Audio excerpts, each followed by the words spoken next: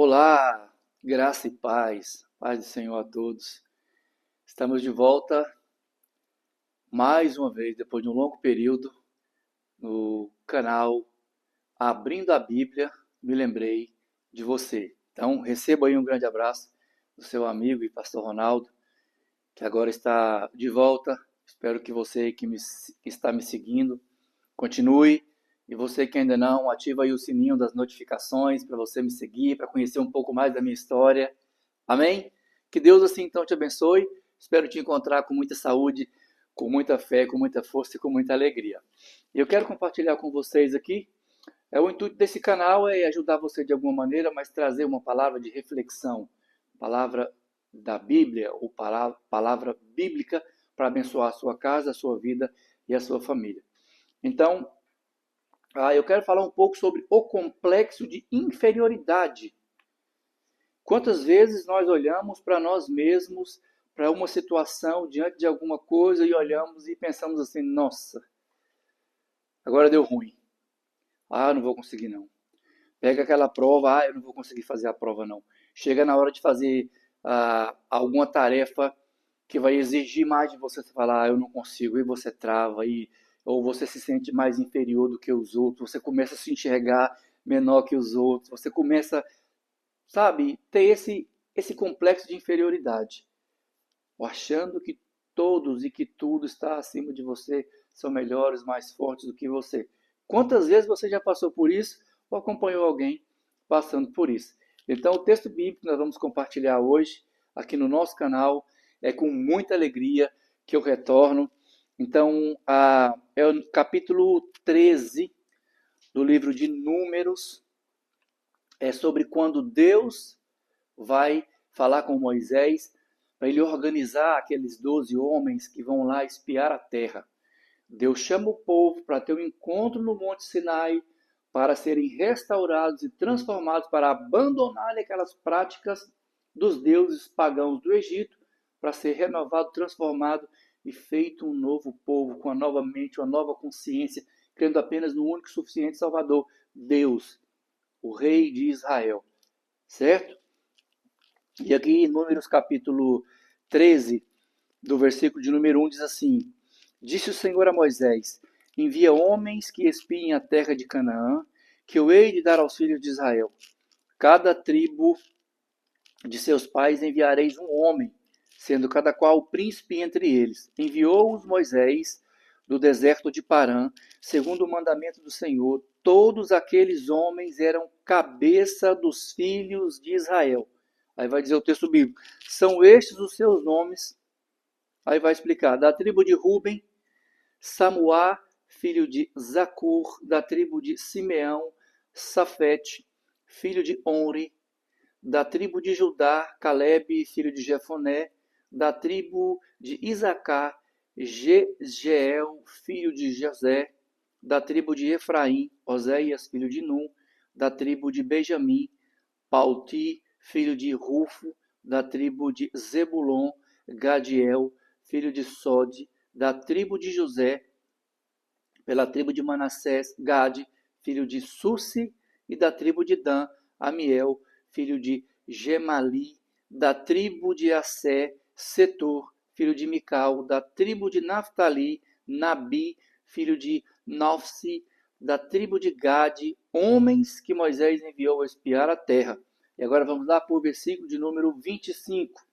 Diz assim: Ao cabo de 40 dias, voltaram de espiar a terra, e caminharam e vieram a Moisés e a Arão e a toda a congregação dos filhos de Israel do deserto de Parã, em Cádiz, e deram-lhe conta a eles e toda a congregação, e mostraram-lhe o fruto da terra, e relataram a Moisés e disseram: Fomos à terra que o Senhor enviastes, verdadeiramente mana leite e mel.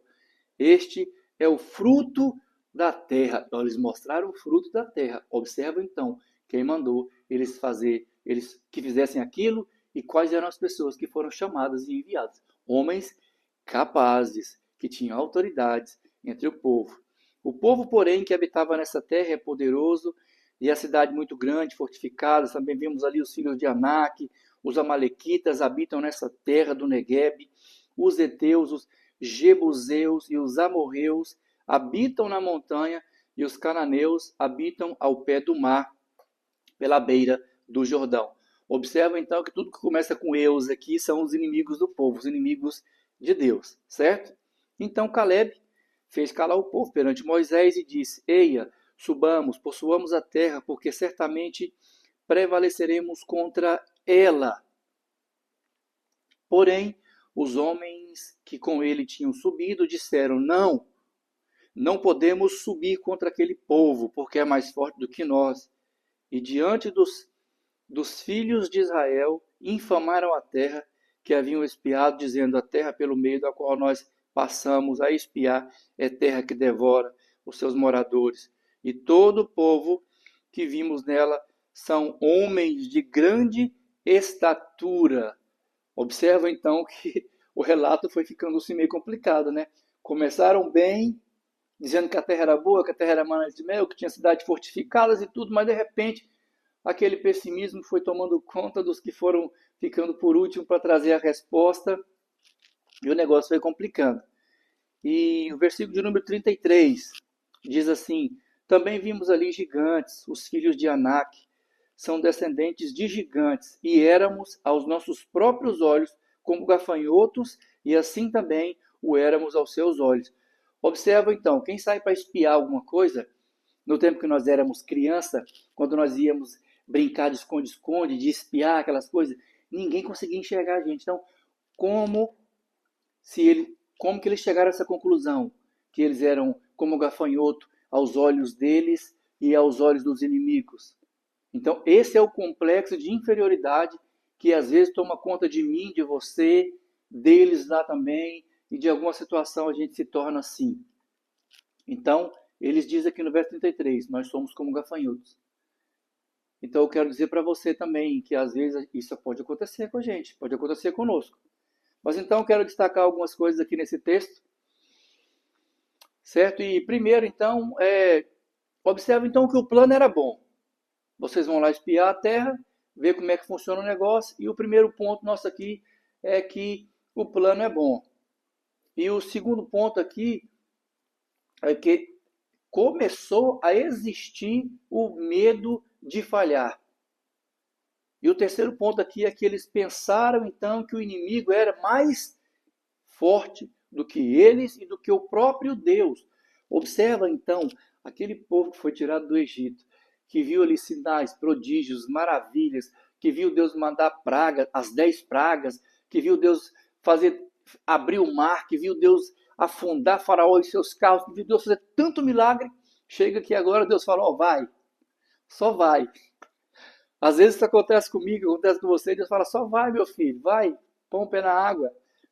Vai, tenta, não para não desiste não. Não se enfraqueça não, não se esmureça não. E às vezes a gente fica naquele e não vai. Então são esses pontos. Primeiro, o plano é bom. Então vai do 25 ao verso 28, onde ele fala: olha, vocês vão lá, vão espiar a terra, vocês vão observar. Eles observam que as cidades são grandes, são fortificadas. Ele observa então que tipo de gente que está andando na rua. Uma ótima estratégia, né? Observa o poder militar, observou tudo. Então eles observaram então e anotaram. Fizeram um relatório. E o relatório foi até aí positivo. Por quê? Porque o plano era muito bom. A parte, digamos assim, de Deus estava sendo feita. Aí depois eles começam então a ter o medo de falhar, a ter o medo então de errar. Aí é que entra o perigo. Quando nós começamos a titubear. Lembra quando Jesus foi andando por cima da água para chegar no barco? E Pedro fala para ele assim: se é o Senhor mesmo, manda eu ter com o Senhor aí. Aí Jesus manda Pedrão andar na água e de repente Pedro começa a olhar para a água e afunda. Ele diz: Senhor, me socorra. Jesus falou: homem de pequena fé. Entende a questão? Às vezes nós estamos fazendo a coisa certa, mas o medo de falhar pode causar um grande transtorno. Então, primeiro, o plano foi bom. Segundo, eles ficaram com medo de falhar. E o terceiro, eles olharam para o inimigo e perceberam e enxergaram que o inimigo era muito mais forte. Agora para pensar comigo. O exército de Faraó, que tinha sido tragado pelo mar, pelo poder do Senhor, era ou não era maior do que esses homens aqui, em números, em poder, em força? Por que a nossa mente às vezes fica embaraçada com certo tipo de coisa? Então esse povo olha e acha que o inimigo era maior do que eles. Às vezes eu e você, o plano é bom.